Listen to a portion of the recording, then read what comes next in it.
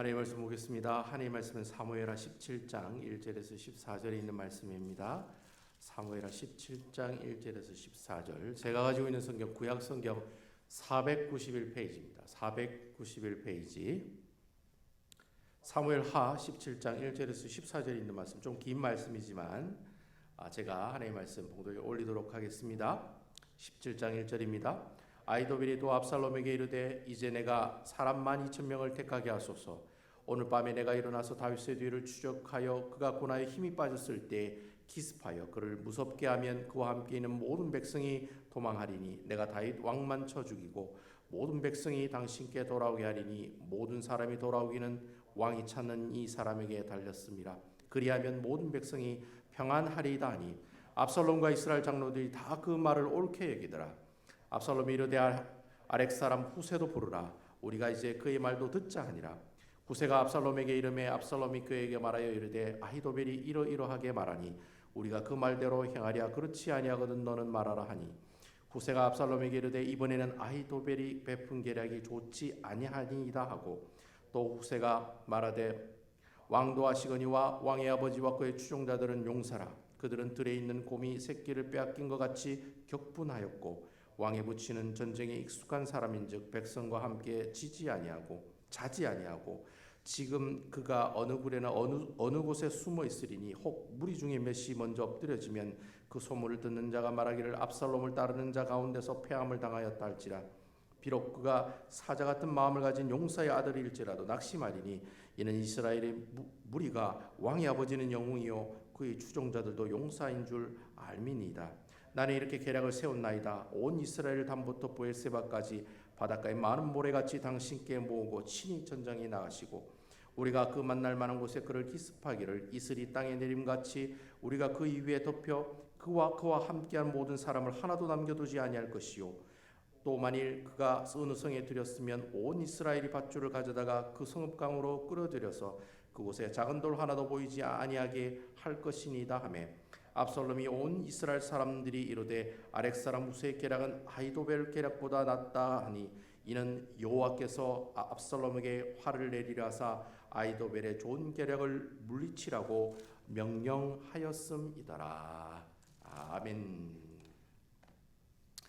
자, 오늘 본문에 있는 이 말씀을 가지고 후세와 아히도벨 사이라는 제목으로 하나님의 말씀을 증거하도록 하겠습니다. 제가 계속 누구누구 뭐뭐뭐 사이 between A and B 이런 설교를 계속 하고 있죠. 그래서 오늘은 후세와 아히도벨 사이라는 제목으로 하나님의 말씀을 증거하겠습니다. 도대체 후세란 사람과 아히도벨이라고 하는 사람 사이에 무엇이 있었는지 오늘 이 말씀을 통해 한번 여러분들과 찾아보도록 하겠습니다. 지난주 말씀 우리가 잠시 추억해 보면 드디어 이제 반역을 일으킨 압살롬이 이제 아히도벨과 함께 예루살렘 성으로 들어오게 됩니다. 이제 아히도벨은 그 당시 이스라엘의 제갈공명이라 할 만큼 아주 뛰어난 지략가죠. 그 지략가인 아히도벨이 압살롬과 서로 한편이 되어가지고 결국에는 이제 쿠데타에 성공하게 됩니다. 그래서 이제 예루살렘에 입성하게 되는데 그 아히도벨이 압살롬에게 오늘 아주 기가 막힌 조언을 하는 내용들을 볼 수가 있었습니다. 그 첫 번째 조언이 그거였죠. 지금 아버지 후궁들과 함께 옥상에 가서 어떻게 해요? 감개를 가지는 모습을 이스라엘 백성들에게 보여주라는 겁니다. 그러면 당신이 공식적으로 이스라엘의 왕이 세워지게 되고 또 그러한 모습들을 이 백성들이 보고 당신이 정말 이스라엘의 왕이라는 사실을 알게 될 것이다. 그러니까 그렇게 하라고 이렇게 조언을 하게 되죠. 그래서 이것은 이제 이 아히도벨이 물론 압살롬을 이스라엘 왕으로 추대하기 위해 세운 계략이었지만 굉장히 하나님 앞에서는 하나님 보시기에는 악한 아주 비열하고도 매우 세상적인 그런 방법을 이 아히도벨이 압살롬에게 조언하고 있었다라고 이야기했습니다. 중요한 것은 하나님께서는 오래전부터 이 모든 아히도벨의 계략을 미리 아시잖아요. 그리고 미리 예언하시고 모든 과정을 다 컨트롤하고 계신다는 거예요. 누가 그렇게 하고 계시죠? 하나님이 그렇게 하고 계신다는 거죠. 비록 다윗이 황급히 맨발로 얼굴을 가리며 예루살렘 성을 떠났지만 우리 하나님께서는 그 다윗이 도망하는 그 길 가운데 계속해서 누구와 함께하고 계십니까? 다윗과 함께하는 모습들을 우리에게 계속적으로 보여주고 계신다. 그래서 다윗이 도망가는 그 길에 어떻게 해요? 자기를 도와주는 세 사람을 만나는 그런 축복들을 계속 주시잖아요. 그런 모습들을 지난주 말씀을 통해서 하나님께서 우리에게 주셨다라고 하는 겁니다. 그러니까 아히도빌이라고 하는 사람은 어떻게 해서든지 이 압살롬을 이스라엘 왕으로 세우려고 하는 그런 모습들을 보여주고 있지만 우리 하나님께서는 그 아히도빌이라고 하는 사람의 모든 계략을 조금씩 무력화시키는 그런 모습들을 우리에게 보여주고 있다라고 하는 겁니다. 그래서 보통 이러한 패턴들이 하나님께서 일하시는 패턴이거든요. 일 안 하시는 것 같은데, 나와 함께 하시는 것 같지 않은 것 같은데 하나님 나와 함께 하시는 거예요. 나는 잘 몰라요. 처음에 하나님 나와 함께 하시고 동행하고 계시고 간섭하신다는 걸 몰라요. 하지만 점점 하나님의 터치하심, 하나님의 간섭하심, 하나님의 인도하심이 어떻게 해요? 점점 나타나는 모습들. 이게 하나님께서 일하시는 패턴이라는 거예요. 그러니까 하나님께서 우리에게 갑자기 막 벼락부자가 되게 해주시고 갑자기 영성 충만, 성령 충만, 완전 하나님께서 부어주시는 은혜 충만, 얼마나 좋겠어요. 내가 예수 믿자마자 그런 은혜 받으면 얼마나 좋겠습니까? 하지만 우리 하나님께서 보통 일하시는 패턴들은 천천히 하나님 너와 함께 한다는 모습들을 보여주시는 그런 패턴들을 우리에게 보여주시더라는 거예요. 오늘 본문에 있는 말씀도 보면 그런 패턴들이 계속 유지되고 있는 모습들을 우리가 볼 수 있다라고 하는 겁니다. 그래서 우리가 오늘 그런 패턴들이 또 진행되는 오늘 또 다른 이야기를 여러분들과 함께 살펴보도록 하겠습니다. 1절, 2절, 3절에 있는 말씀 제가 한번 읽어보도록 하겠습니다. 아히도빌이 또 압살롬에게 이르되 이제 내가 사람 12,000명을 택하게 하소서. 오늘 밤에 내가 일어나서 다윗의 뒤를 추적하여 2절 그가 고나에 힘이 빠졌을 때 기습하여 그를 무섭게 하면 그와 함께 모든 백성이 도망하리니 내가 다윗 왕만 쳐 죽이고 3절 모든 백성이 당신께 돌아오게 하리니 모든 사람이 돌아오기는 왕이 찾는 이 사람에게 달렸습니다. 그리하면 모든 백성이 평안하리이다 하니. 자, 이제 예루살렘에 도착한 아히도빌이 또 다른 기발한 아이디어를 압살롬에게 이야기합니다. 사실 여러분 어떤 이야기를 하고 있느냐 하면 자기에게 지금 당장 12,000명의 군사를 달라는 거예요. 그럼 내가 지금 당장 다윗을 추격을 해서 어떻게 해요? 다윗을 잡아서 죽이겠다는 거예요. 세상적인 관점으로 봤을 때 아주 기가 막힌 아주 탁월한 아이디어예요. 지금 다윗이 한참 정신없이 도망을 가고 있잖아요. 그리고 끼케야 군사가 겨우 600명 정도밖에 안 되잖아요. 가드 사람이 어떻게 해요? 블레셋 사람들이 600명이 다윗에게 붙었지만 그래도 군사는 한 600명 정도밖에 안 되거든요. 근데 그 600명 정도 안 되는 사실을 이 아히도벨이 알고 어떻게 해요? 나에게 12,000명을 달라고 이야기하고 있다라고 하는 겁니다. 여러분 손자율법을 보면 1250이라고 하는 단어가 있어요. 1250. 이게 뭐냐면 내가 상대방보다 적이 10배가 많으면 포위를 해서 공격을 하면 100% 이긴다는 거예요. 그리고 50. 내가 상대방보다 5배 많으면 어떻게 해요? 정면으로 돌파해도 우리가 어떻게 해요? 백전백승한다. 그런 말이 있어요. 그러니까 쪽수로 승부하면 이긴다는 거예요. 그게 1250이라는 말이 있듯이 지금 아히도벨이 12,000명을 요구하고 있잖아요. 근데 다윗이 도망하고 있는 사람의 숫자는 끼케 한 600명 정도밖에 안 되니까 이건 10배도 아니고 몇 배요? 거의 20배 이상 되는 군사를 데리고 다윗을 추격하면 아히도벨이 다윗을 어떻게 해요? 잡을 수 있다는 거예요. 죽일 수 있다는 거예요. 이러한 탁월한 이 아히도벨의 의견에 아무도 반대하는 사람이 없었어요. 진짜 그 말이 옳다. 처음에는 모든 사람들이 다 찬성했어요. 야, 기가 막히다. 그리하면 진짜 다윗을 잡을 수 있겠다라고 모든 사람들이 다 어떻게 해요? 찬성하는 그런 분위기였다는. 근데 어느 날 갑자기 엉뚱하게도 압살롬이, 다른 사람이 아니라 압살롬이 그런 제안을 하는 거예요. 후세라는 사람의 의견도 한번 들어보자는 거예요. 여러분 5절에 그런 말씀이 있습니다. 5절에 우리 다 같이 한번 읽어보겠습니다. 압살롬이 이르되 아렉 사람 후세도 부르라. 우리가 이제 그의 말도 듣자 하니라.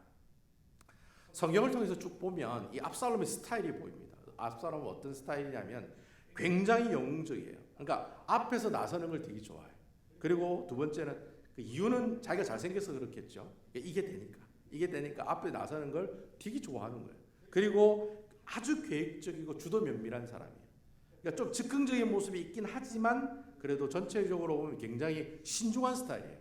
그러니까 함부로 무슨 어떤 일에 덤비는 게 아니라 아버지 쿠데타 하려고 몇 년 동안 기다린 거 3년 동안 기다리잖아요.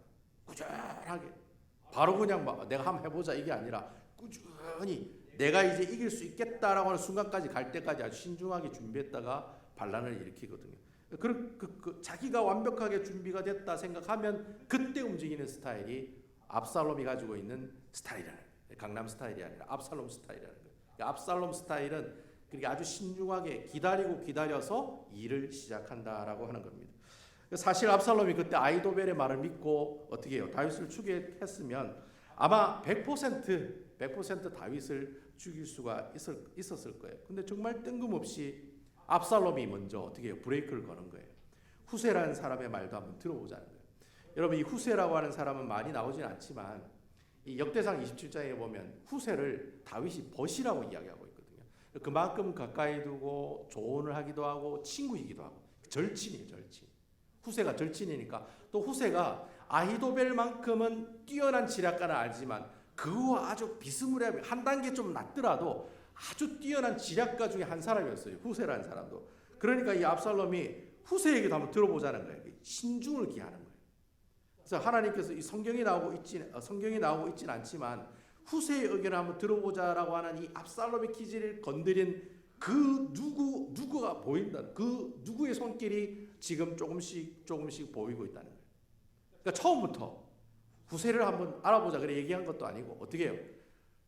물론 아히도벨의 의견을 찬성하지만 그래도 한번 후세 의견 한번 들어보고 도장 찍자는 거예요. 내가 공격해도 되나 안 되나를 확실히 한번 알아보자는 거예요. 그런 마음으로 이 후세를 불러서 의견을 제시하고 있다는 거예요. 이 말이 무슨 말이냐? 아까 제가 얘기했잖아요. 하나님께서 일하시는 패턴이라는 거예요. 하나님께서 갑자기 막 압살롬에게 성령 충만을 주셔가지고 아히도벨의 의견을 들어 아히도벨이 다윗을 죽이게 해라 이렇게 하신 게 아니라 어떻게 해요?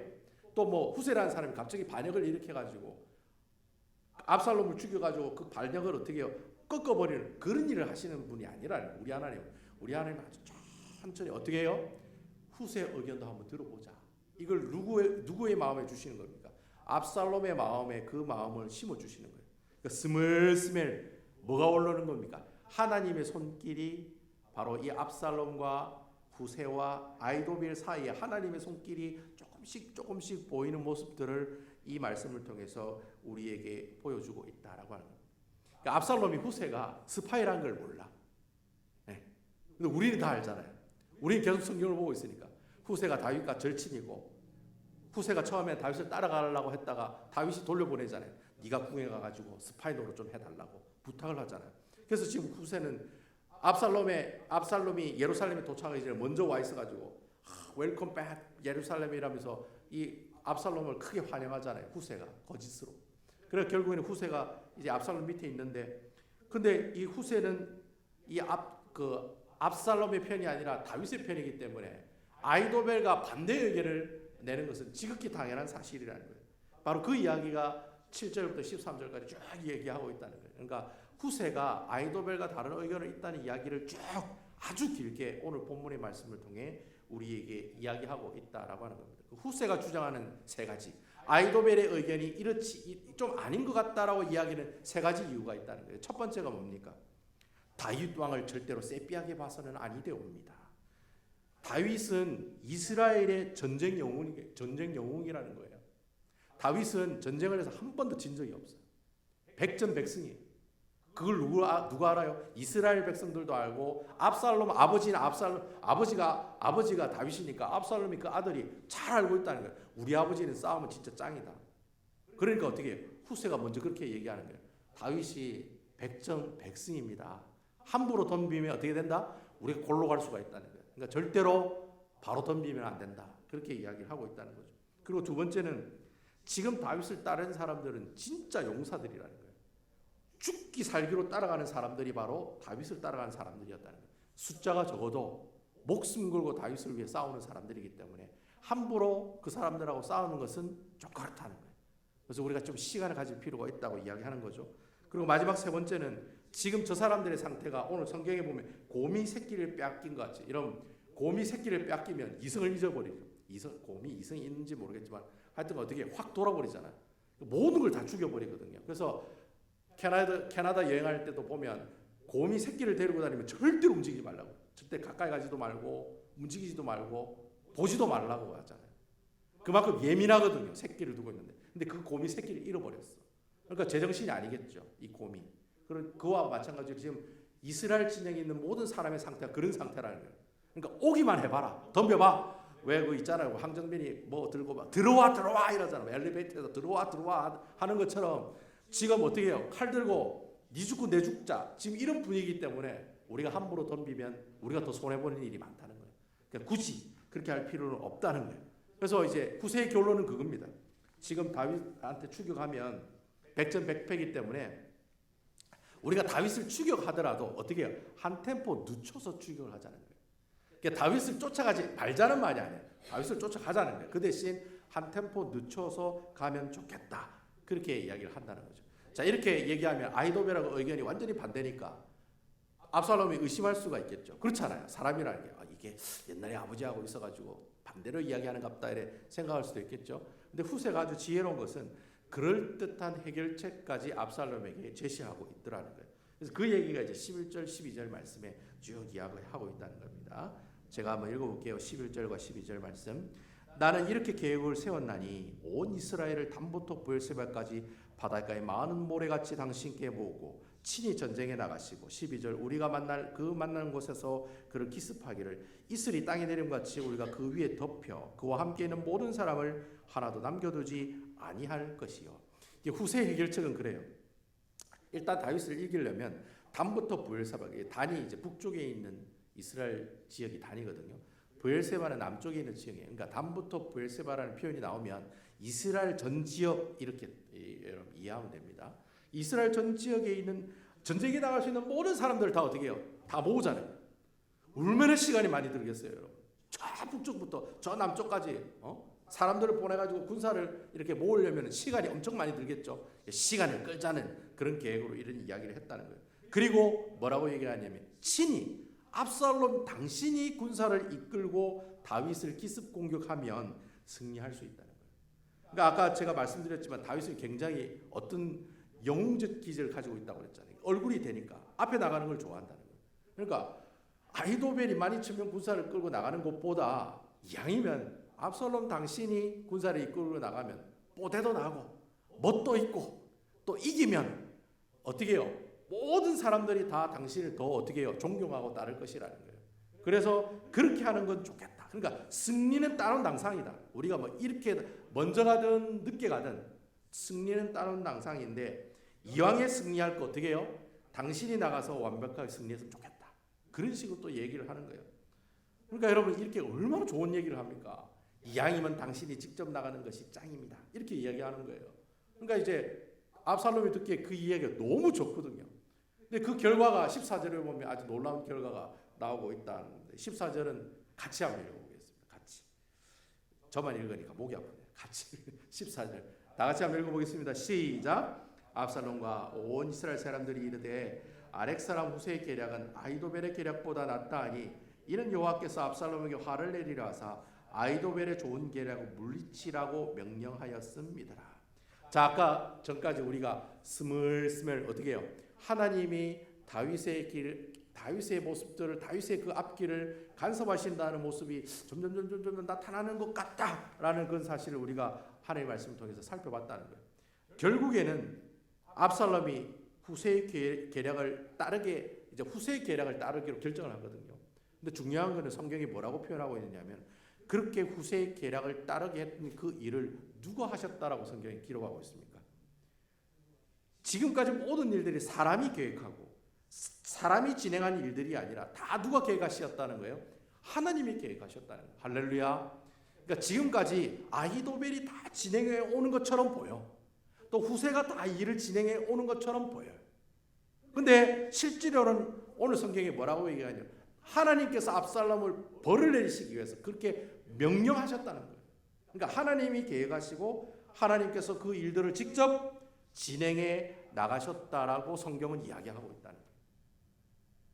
여러분 오늘 여러분들이 보는 한글 성경에 나와 있지는 않지만 여러분 이 오늘 본문이 14절의 말씀을 이제 성경 원문을 통해서 보면 히브리어로 된 원문을 통해서 보면 동사가 어떤 형태로 되어 있냐면 여러분 히브리어는 동사가 한 7가지 정도 되거든요. 막 변해요. 막 동사가 막 했다 안 했다 받았다 뭐 네가 했다 네가 앞으로 할 것이다 뭐 하여튼 동사가 엄청나게 많이 변해요. 근데 그 동사 중에 어떤 동사들이 사용되고 있느냐면 사역형 동사와 강조형 동사가 사용되고 있어요. 사역형이 뭐냐면 누가 뭐뭐 하게 하다라는 뜻이에요. 그러니까 오늘 본문에 모든 동사들은 누가 뭐뭐 하게 하다. 누가 무엇을 뭐뭐 하게 합니까? 누가 하게 합니까? 하나님이 그 일을 하게 하다라는 동사만 사용하고 있다는 거예요. 그러니까 내가 이거 했다 이게 아니라 하나님이 나에게 그거 하게 했다라는 식으로 동사가 사용되고 있다는 거예요. 그리고 또 어떤 동사가 사용되고 있냐면 강조형 동사가 사용되고 있는 거예요. 그 일을 하시는 분은 누구다? 내가 아니라 하나님이야. 그렇게 강조하는 동사만을 오늘 이 본문의 말씀을 통해서 우리에게 이야기하고 있다는 거예요. 결국 후세의 책략, 후세의 계략을 압살롬이 선택을 했지만 하지만 그 압살롬의 그 선택한 그 모든 일도 누가 계획하시고 하나님이 계획하시고 누가 진행하시고 하나님께서 그러한 일들을 진행하셨다는 거예요. 그러니까 하나님이 그렇게 하게 하셨다. 그리고 그 일을 하게 하신 분은 바로 하나님이시다 라고 오늘 본문의 말씀을 통해서 이 말씀을 기록하고 있다라고 하는 거예요. 결국 여러분 오늘 본문에 있는 사건을 통해서 우리가 결론을 내리면 하나님께서 이 후세를 통해서 그 계략이 압살롬에게 선택당하는 모습들을 우리에게 보여주고 있긴 하지만 그 후세의 계략 가운데 무엇이 한 스푼 더 들어간 겁니까? 하나님의 은혜가 한 스푼 더 들어갔다는 거예요. 이게 굉장히 중요한 거예요. 사람의 머리로 모든 계획을 다 세워. 내가 이렇게 하겠다 저렇게 하겠다 다 세워요. 근데 중요한 것은 그 사람의 계획 가운데 하나님의 은혜가 한 스푼 딱 들어가면 그 일은 누가 하시는 겁니까? 하나님이 계획하시고 하나님이 진행하시고 하나님께서 놀라운 역사를 우리에게 보여주게 되더라는 거예요. 그러니까 후세의 계략에 하나님의 은혜가 들어가니까 어떻게 해요? 그 천하의 아이도벨의 계약을 뛰어넘는 놀라운 능력들이 나타나더라는 거예요. 하나님이 하시는 일이 그렇다는 거예요. 하나님 그래 일하신다는 거예요. 무능하고 약하고 아무것도 하지 못하는 내가 계획하고 진행하는 그 일들이 사람이 하는 것처럼 보이지만 그곳에 뭐가 더해지면 하나님의 은혜가 한 스푼 딱 들어가면 그 일은 내가 하는 일이 아니고 하나님이 하시는 일이 된다는 거예요. 저는 이 말씀 깨달았을 때 전율이 확 올라갔는데 여러분 어떠신지 모르겠어요. 내가 하는 것 같은데 하나님의 은혜가 한 스푼 딱 들어가니까 그게 하나님의 일이 되더라고요. 그래서 여러분 그 잠언 16장 9절에 보면 여러분 너무나도 잘 아시는 말이에요. 사람이 마음으로 자기 일을 계획할지라도 그 일을 그 걸음을 인도하시는 분은 누구다? 여호와시니라. 할렐루야. 아멘입니까? 이게 하나님이 하시는 일하시는 방법이에요. 내가 뭐 잘났고 뛰어나고 지혜가 많고 교회도 오래 다니고 역발도 좀 있는 것 같고 그래서 하나님께서 여러분을 쓰시는 게 아니라는 거예요. 나는 정말 아무것도 아닌데 그냥 하나님 은혜가 한 스푼 딱 들어가는 거예요. 그럼 그 순간부터 어떻게 해요? 그 걸음을 인도하는 여호와 하나님. 그 일을 누가 이제 감당하고 누가 책임지는 거예요? 주님이 책임지신다는 거예요. 이거 얼마나 할렐루야입니까? 내가 하는 것 같은데 하나님의 은혜가 한 스푼 더 들어가니까 그 일이 하나님의 일이 되더라는 거예요. 우리가 살아가다 보면 내가 뭐 이런 계획 저런 계획 다 하고 뭐 저런 계획도 다 세워보잖아요. 근데 중요한 것은 그러한 걸음 가운데 무엇이 하나가 더 더해져야 되느냐? 바로 하나님의 인도하심의 은혜가 더해져야 되고 그래야지만이 내가 원하는 결과가 아니라 누가 원하는 결과가 나와야 하나님이 원하시는 결과가 나오는 거예요. 이러한 하나님의 놀라우신 인도하심의 은혜가 여러분들 삶 가운데 있으시기를 주님의 이름으로 축원드리겠습니다. 이때는 아멘 하셔야지. 아멘 하셔야지. 사람이 적으니까 좋네요. 아멘 하는 사람 안 하는 사람 다 보여. 예? 아멘 하셔야지. 자, 이렇게 하나님의 은혜가 추가되는 두 번째 사건이 또 일어나게 돼요. 바로 그 두 번째 사건이 15절과 16절에 보면 나온다는 거예요. 자, 15절 16절 제가 한번 읽어볼게요. 이에 후세가 사독과 아비아달 두 제사장에 이르되 아히도벨이 압살롬과 이스라엘 장로들에게 이러이러하게 계략을 세웠고 나도 이러이러하게 계략을 세웠으니 16절 이제 너희는 빨리 사람을 보내 다윗에게 전하기를 오늘 밤에 광야 나루토에 자지 말고 아무쪼록 건너가소서 하라. 혹시 왕과 그를 따르는 모든 백성이 몰사할까 하노라 하니라. 지금 다윗이 도망을 가고 있는데 예루살렘에서 요단강까지는 이제 산으로 내려오는 길이거든요. 내려와가지고 요단강가에 온 거예요. 이제 아마 쉬기 위해서 잠시 멈췄던 것 같아요. 요단강 가까이 아무것도 없이 그냥 도망 나왔잖아요. 그래서 그 600명이나 되는 사람끼리 이제 요단강을 건너가지 않은 상태에 지금 쉬고 있는 그런 상태였다라고 하는 것이죠. 그래서 후세가 이제 감이 팍 오는 거예요. 비록 압살롬이 내 의견을 채택했다 하지만 아히도벨이 가만히 있을 사람이 아니다. 분명히 군사를 보내가 어떻게 해요? 요단강을 건너가지 않은 다윗을 잡아 죽이라고 얘기할 거다. 후세가 그걸 이제 그렇게 될 것이라고 판단을 한 거예요. 그래가지고 후세가 급하게 이 사독과 아비아달을 보내는, 이 사독과 아비아달은 제사장인데 벗겨 들고 갔다가 돌아가라 해가지고 다시 돌아온 사람들이잖아요. 이 후세가 이 사독과 아비아달 제사장에 이야기하는 거예요. 내 계략이 압살롬이 채택이 되긴 했지만 분명히 아히도벨은 군사를 보내어서 다윗을 쫓아서 지금 죽이려고 할 것이다. 그러니까 당장 사람을 보내가지고 어떻게 해요? 요단강 건너가라고 하시라고. 갑자기 요단강 건너가라 하니까 죽으란 말인가? 그건 아니죠. 하여튼 요단강을 건너가라. 빨리 건너가라. 건너가야지 살 수가 있다고. 그 얘기를 빨리 전해달라고 이야기를 하네요. 근데 불행하게도 이 모습을 누가 봐요? 압살롬이 측근히 보고 압살롬에게 이야기를 하는 거예요. 그러니까 압살롬이 당장 어떻게 해요? 지금 그 전령을 들고 하는 그 사람들을 잡아서 죽이라는 거예요. 근데 그 사람이 누구냐 하면 이 사독과 아비아달 제사장의 아들들이에요. 그래서 그 아들 이름이 한 명은 아히마스고, 아히마스가 이제 사독의 아들이에요. 그 요나단이 바로 아비아달의 아들이에요. 그러니까 자기 급하니까 자기 아들밖에 믿을 사람이 없잖아요. 그러니까 자기 아들들을 바로 그 다윗에게 그 전가를 빨리 하라고, 그 이야기를 빨리 전해주라고, 요단강을 건너가라는 얘기 하라고 빨리 보냈다라는 거예요. 근데 이제 그게 들키니까 이 사람들이 허겁지겁 가다가 잡힐 뻔한 사건이 일어나는 거예요. 그래서 이 두 아들이 도망을 가다가 어디에 숨느냐면 바후림이라는 곳에 숨어 들었다는 거예요.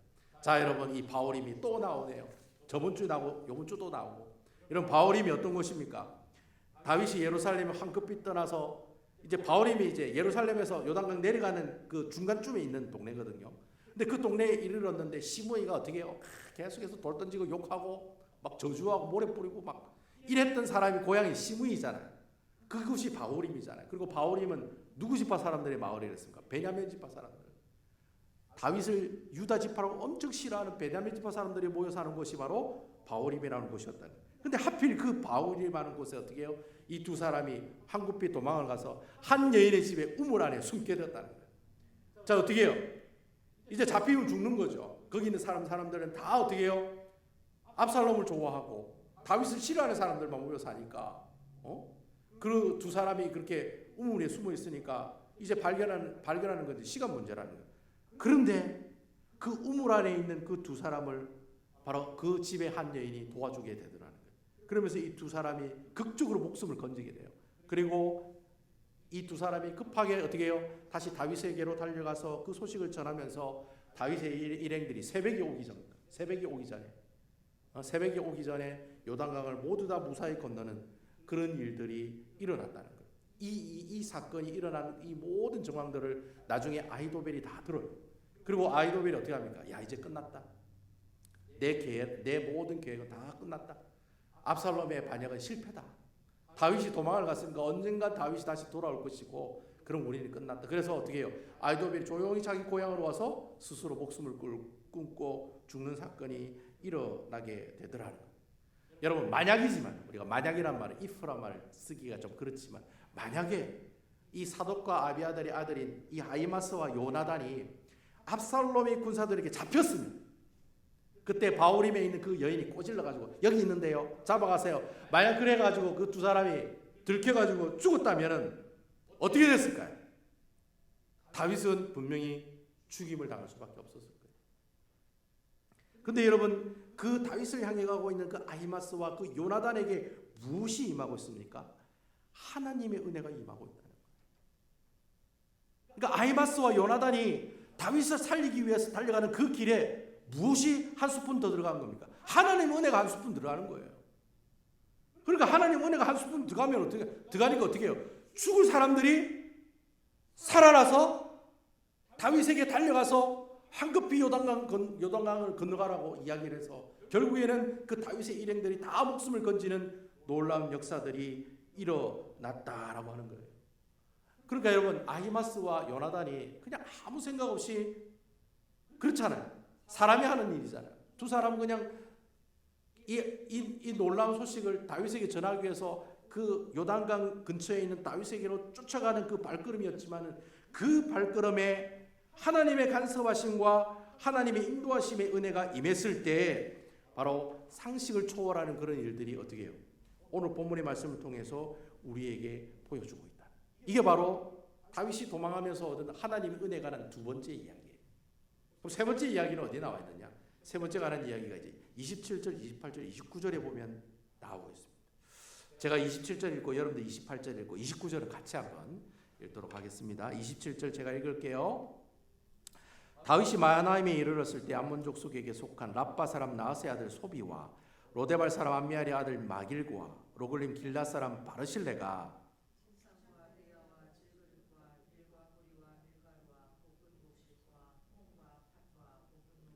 자 29절 함께 하겠습니다. 꿀과 버터와 양과 치즈를 가져다가 다윗과 그와 함께한 백성에게 먹게 하였으니 이는 그들 생각에 백성이 들에서 시장하고 고나여 목마르겠다 함이더라. 자 요단강을 건너서 다윗이 어디에 도착했습니까? 마하나임이라는 곳에 도착했어요. 자 이렇게 지명이 나오면 지도를 보는 게 이해가 쉽습니다. 그래서 제가 지도를 준비했어요. 지금 보시면 길게 이렇게 세로로 파란색 칠한 게 요단강입니다. 그리고 오른쪽에 보시면 이렇게 또 파란색으로 칠한 그 강이 야폭강입니다.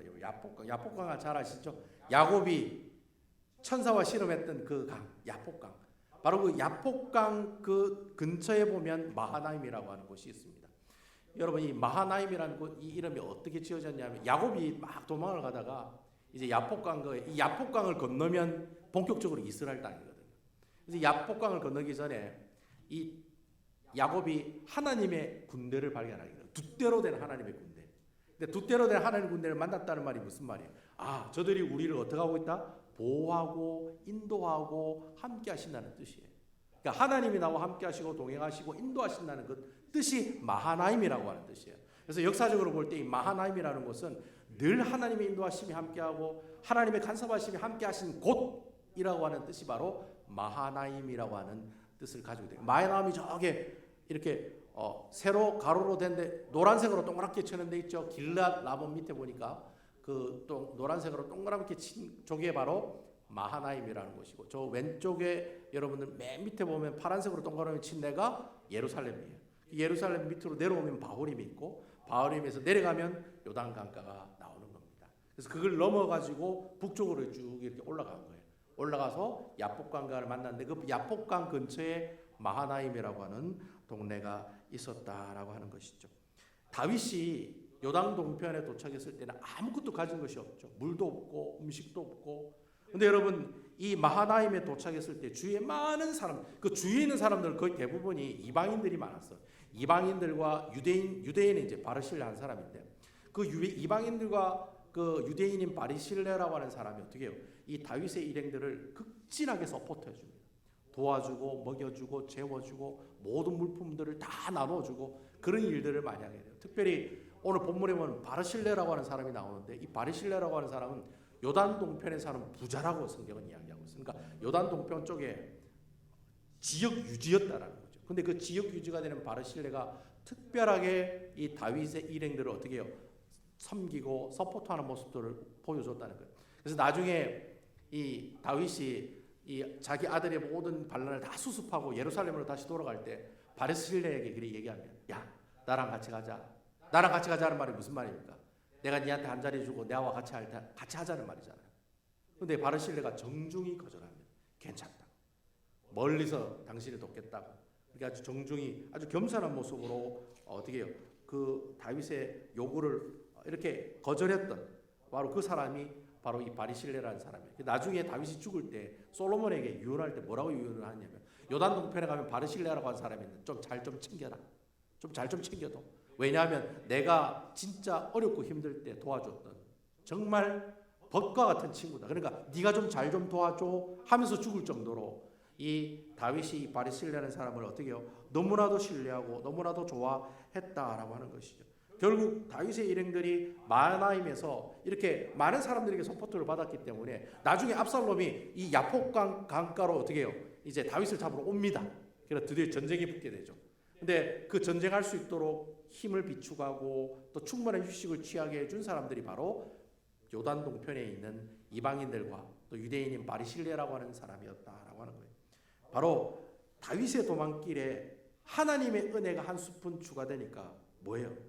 하나님께서 다윗을 다시 회복할 수 있는 그런 기회들을 허락해 줬다.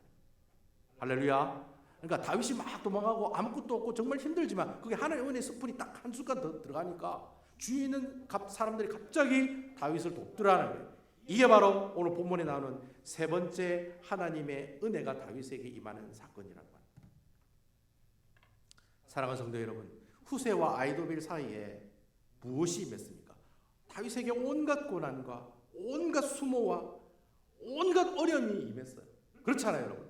후세와 아이도빌 사이에 온갖 계략이 오고 갈 때마다 다윗은 뭐하고 있었습니까? 열심히 도망가고 열심히 온갖 수모를 받고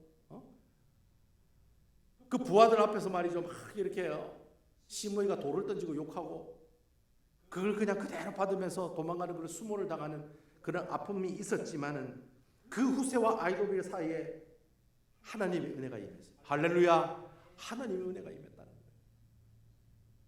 사실 여러분 솔직히 인간적으로 보면 다윗이 얼마나 힘들었겠습니까?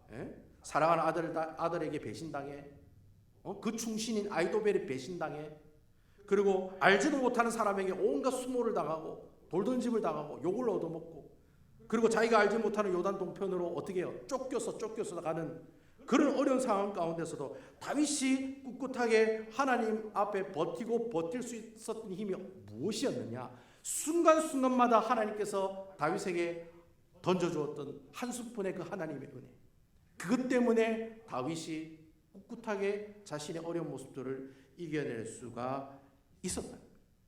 이것을 우리가 지금까지 했던, 제가 이제까지 설교했던 내용의 말씀을 가지고 여러분에게 다시 설명하면 다윗이 어떻게 그 어려운 모습들을 이겨냈습니까? 이유는 간단하죠. 바로 이전에 다윗이 하나님과 맺었던 그 언약, 여러분 기억하세요? 사무엘하 7장에 나오는, 사무엘하 7장 13절에 나오는 내가 내 민족과 내 모든 가족들을 내가 영원토록 내가 어떻게 함께 하겠다고 한 그 약속, 바로 그 언약의 말씀이 있었기 때문에 다윗이 고난 가운데서도 어떻게 해요? 하나님 은혜를 바라보는 거예요. 하나님 은혜를 경험하는 거예요. 그리고 하나님의 은혜를 통해서 하나님께 감사와 영광을 돌리는 놀라운 모습들을 우리에게 보여주고 계신다는 거예요. 여러분, 우리가 신앙생활을 하다 보면 후세와 아이도벨 사이에 정말 말도 안 되는 상황들을 경험할 때가 많이 있습니다. 목사도 마찬가지예요. 황당한 사람들 많이 만나요. 황당한 성도들 많이 만나고 옆에 지나가는데 욕하는 사람도 있고요. 뭐 저 짧은 목회 생활이지만 황당한 사람들이 할 때 많은 것 같아요. 그리고 또 황당한 일을 많이 경험해요. 말도 안 되는 그런 상황을 경험할 때가 너무나도 많다는 거예요. 사랑하는 사람이 내 곁에 갑자기 떠나는 그런 경우도 있고, 또 갑자기 어떻게 해요? 내 몸에 갑자기 질병이 들어와서 잘 살던 사람이 갑자기 쓰러져서 병원에 입원한 사람들도 있고요. 하루아침에 잘 되는 비즈니스가 망하는 사람도 있다는 거예요. 그리고 내 몸에는 말로 표현할 수 없는 여러 가지 고통이 찾아오는 그런 때가 있다는 거예요. 그런 놀라운 그런 상황들을 우리가 경험할 때마다 우리가 늘 하나님 앞에 감사하기보다는 뭐예요? 원망과 불평이 더 많잖아요. 그렇잖아요. 이놈의 저주받은 세상, 내가 왜 이런 고통을 당해야 되나? 여러분, 우리 김동호 목사님도 폐암이 생겼다는 의사의 그 말을 듣고 하나님한테 그렇게 얘기했다잖아요. 왜 나입니까? 세상에 그렇게 못된 목사들도 많고 그렇게 못된 장로들도 많은데 왜 내가 담배도 안 피는데 왜 폐암이 걸렸냐고요? 왜 폐병이 걸리냐고요? 왜 저입니까? 그 목사님은 하나님께 먼저 얘기했던 내용이 그거죠. 왜 저입니까? 왜 이번에 또 나입니까? 왜 내가 이런 수모를 또 받아야 됩니까? 이런 질문을 던질 때마다 여러분들이 하는 그 모든 질문과 원망과 불평을 한 방에 없앨 수 있는 분이 계시니 바로 하나님의 열심을 통해서 이 땅에 오신 그분, 누구세요? 예수 그리스도. 예수님 때문에 우리가 가지고 있는 그 모든 어려움과 고난들을 어떻게 해요? 이겨낼 수 있는 힘이 생기게 된다라고 하는 것입니다. 오늘 말씀 속에 후세와 아이도벨 사이에 하나님의 은혜가 존재하는 것처럼 우리가 세상 가운데 살아가면서 수많은 말도 안 되는 상황을 경험할 때마다 바로 그 가운데 예수 그리스도의 보혈의 은혜가 있기 때문에 내가 예수쟁이로서 그 어려운 모든 환난과 고통을 이겨나갈 수가 있는 것입니다. 할렐루야. 다른 거 없어요. 내가 뭐 좋은 카운셀러를 만나고 좋은 목사님을 만나고 좋은 기도원 원장님을, 그게 아니에요. 예수 그리스도의 보혈의 은혜가 있기 때문에 내가 이런 상황들을 하나하나 이겨나가는 그런 힘들을 얻는 그런 모습들을 우리에게 허락해 주셨다라고 하는 거예요. 그래서 우리는 늘 그러한 상황이 어렵고 힘든 그 상황을 경험할 때마다 우리의 시선을 늘 나의 문제에 두지 않고 누구에게 우리의 시선을 두어야 됩니까? 바로 보이지 않는 그분, 바로 예수 그리스도에게 우리 시선을 돌려야 된다는 거예요. 예수 처음 믿는 사람한테 예수님께로 모든 시선을 향해 가십시오. 예수님이 보여야죠. 내가 예수님 만난 적도 없는데 하나님 보이지도 않는데 내가 어떻게 하나님 바라볼 수가 있습니까? 라고 물으시는 분이 계시더라고요. 여러분, 우리가 어떻게 하나님을 바라보고 어떻게 하나님의 시선을 향해 주님을 향해 우리 시선을 바라볼 수가 있을까요? 우리가 시험과 환난 가운데 우리 시선을 늘 하나님께로 향할 수 있는 가장 좋은 방법은 바로 여러분들이 가지고 계신 이 하나님 말씀입니다. 성경 말씀. 보이지 않는 하나님께서 우리에게 보이도록 우리의 시선을 보여주시는 이 말씀, 그러니까 하나님의 말씀을 바라보고 하나님의 말씀을 읽고 하나님의 말씀대로 살아가려고 애쓰는 그 사람이 어떤 사람이에요? 하나님께로 시선을 고정하고 살아가는 사람의 모습들이다라고 하는 거예요. 내게 한숨이 나올 수 있는 상황이 매일 찾아와도 핸드폰을 보지 말고, 원래 핸드폰에 성경에 깔았으면 좋은데 핸드폰을 보지 말고 뭘 펼쳐야 돼요? 하나님의 말씀을 펼쳐야 된다. 힘들고 어려워도 말씀을 봐야 돼요. 내가 감당할 수 없는 고통이 올 때마다 어디에 나와야 돼요? 예배당에 나와야 돼요. 왜? 하나님의 말씀을 드려야 되니까. 그래서 여러분, 어떤 목사님이 그런 얘기를 하시더라고요.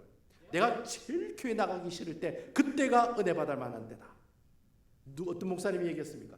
문정주 목사라고 있어요, 여러분. 그 사람이 그런 얘기를 했어요. 내가 교회 나오기 싫을 때, 내가 저 사람 꼴보기 싫을 때 그때가 어떻대요? 하나님의 은혜 받을 만한 때라는 거예요. 그때가 하나님의 은혜가 임하는 때라는 거예요.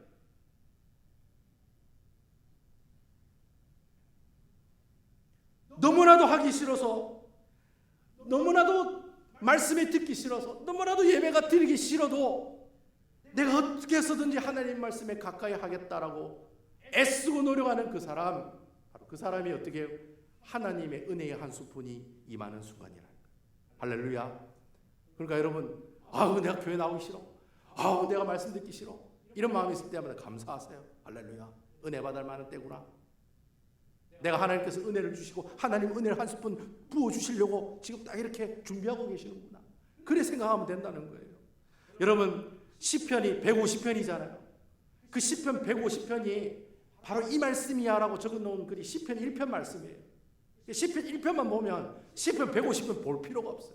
시편 1편에 있는 말씀을 잘 내가 이해하면 시편 150편 말씀은 읽어야 되지만 굳이 그래 읽어가지고 은혜 받을 필요는 없다는 거예요. 그럼 시편 1편의 주제가 뭡니까, 여러분?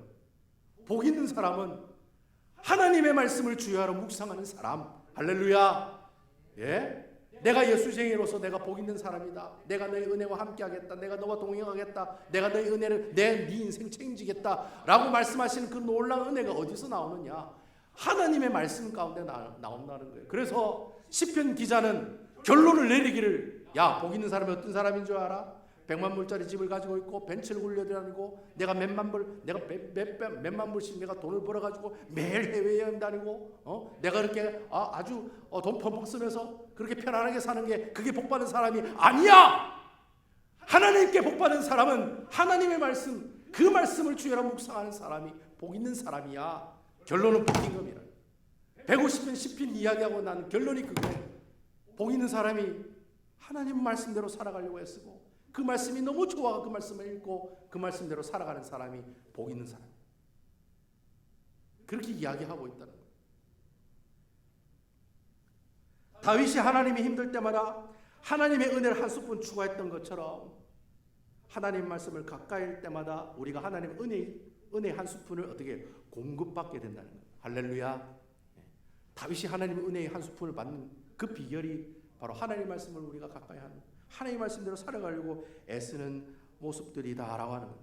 여러분들 삶을 살아갈 때 내 삶이 고통스럽고 짜증스럽고 힘들고 너무너무 고통스러울 때 성경을 본다는 것 자체가 너무 힘들어요. 알아요. 평소에도 여러분 성경 충만할 때도 성경 보기 힘든데 내 삶이 힘들고 어려우면 성경 보기가 얼마나 힘들겠습니까?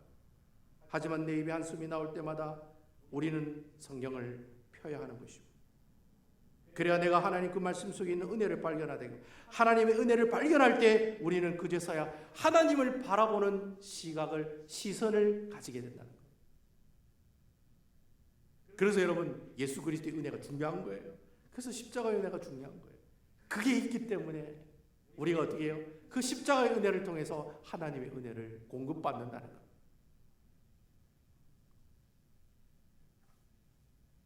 저는 여러분들 이번 한 주간 정말 후세와 아히도벨 사이에 수많은 어려움과 고난과 그런 고통들이 여러분들에게 임하겠지만, 여러분 그런 어려움 가운데서 늘 우리와 함께 하신다는 그 하나님의 말씀, 제발 하나님의 말씀 좀 읽으세요. 주일날에만 달랑 들고 보지 말고, 유튜브 많이 보지 말고, 하나님 말씀, 그 하나님 말씀 보면서 어떻게 하나님 은혜를 붙들고 하나님의 언약을 붙들고 하나님께서 우리에게 주시는 그 놀라운 은혜의 한 스푼의 능력들을 경험하며 살아가시는 아름다운 우리 남부교회 성도 여러분 다 되시기를 주님의 이름으로 축원드리겠습니다. 이렇게 얘기했는데도 성경을 안 보면 우째라면 성경 보세요. 하나님께서 함께 하실 겁니다. 이 시간에 우리 다 같이 하나님께 그 기도했으면 좋겠습니다. 하나님, 그래요, 후세와 아히도벨 사이에 그렇게 많은 수많은 일들이 일어났지만 그 수많은 일들 가운데 하나님의 은혜가 한 스푼 더해지니까, 그 하나님이 그 사람이 계획하고 사람이 진행하는 그 일들이 하나님께서 진행하시고 하나님이 계획하시는 일로 바뀌는 역사를 오늘 말씀을 통해서 보여주시니 감사를 드립니다. 주님, 그렇습니다. 이제 하나님 말씀 가까이 하는 인생 되게 하시고 이 하나님 말씀을 통해 온전히 하나님만 바라보고 살아가는 아름다운 주의 종들이 되게 해달라고, 정말 말씀을 사모하고 간절한 마음이 일어나서 내가 일주일 하루 중에 한 번은 꼭 주의 말씀을 바라보는 지혜로운 주의 종들 되게 해달라고 이 시간 다 같이 하나님 앞에 간절히 기도하며 나가도록 하겠습니다. 기도하시겠습니다.